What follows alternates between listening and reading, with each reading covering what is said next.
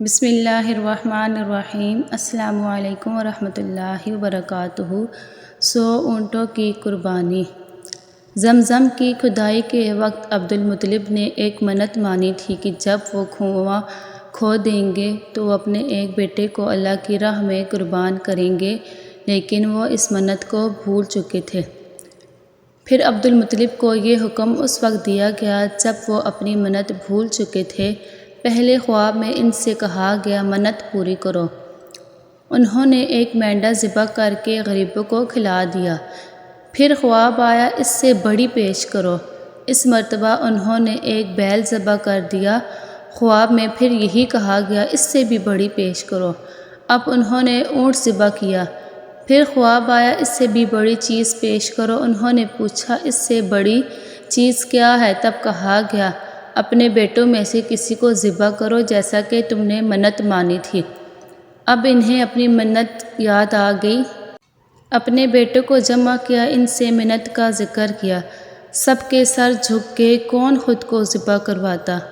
آخر عبداللہ بول پڑے، ابا جان آپ مجھے ذبح کر دیں۔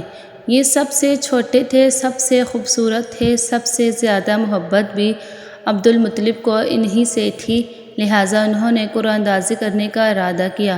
تمام بیٹوں کے نام لکھ کر قرعہ ڈالا گیا۔ عبداللہ کا نام لکھا۔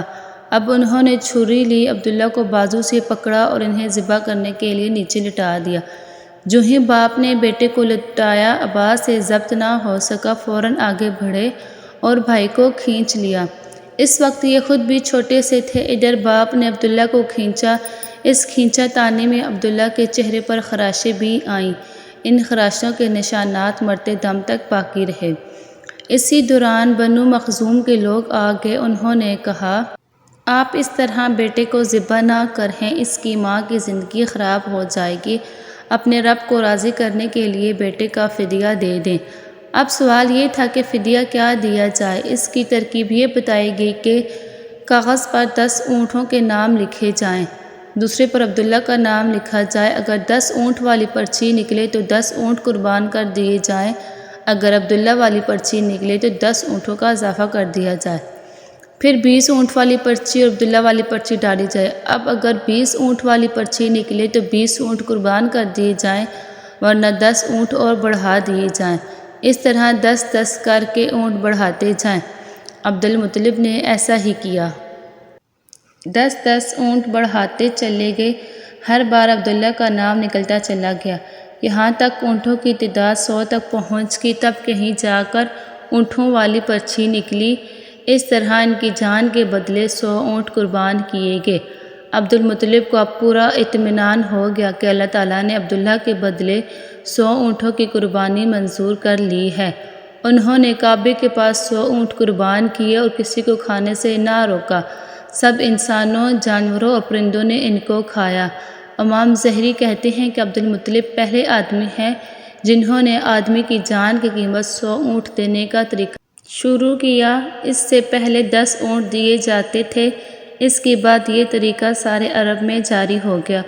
گویا قانون بن گیا کہ آدمی کا فدیہ 100 اونٹ ہے۔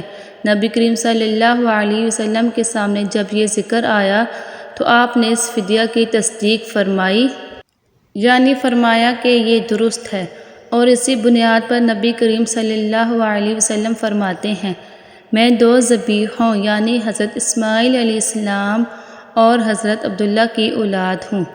حضرت عبداللہ قریش میں سب سے زیادہ حسین تھے۔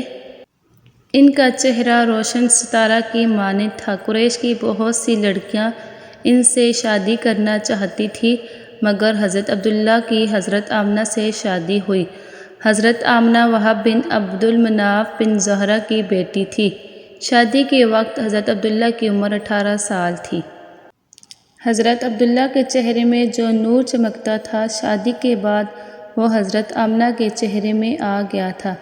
امام ظہری فرماتے ہیں حاکم نے یہ روایت بیان کی ہے، اس کو صحیح قرار دیا ہے کہ صحابہ رضی اللہ تعالیٰ عنہم نے حضور نبی کریم صلی اللہ علیہ وسلم سے عرض کیا اے اللہ کے رسول ہمیں اپنے بارے میں بتائیں۔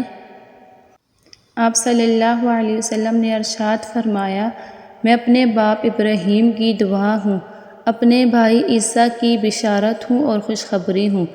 جب میں اپنی ماں کے شکم میں آیا تو انہوں نے دیکھا گویا ان سے ایک نور ظاہر ہوا ہے جس سے ملک شام میں بصرہ کے محلات روشن ہو گئے۔ حضرت آمنہ نے حضرت حلیمہ سعدیہ سے فرمایا تھا، میرے اس بچے کی شان نرالی ہے، یہ میرے پیٹ میں تھے تو مجھے کوئی بوجھ اور تھکن محسوس نہیں ہوئی۔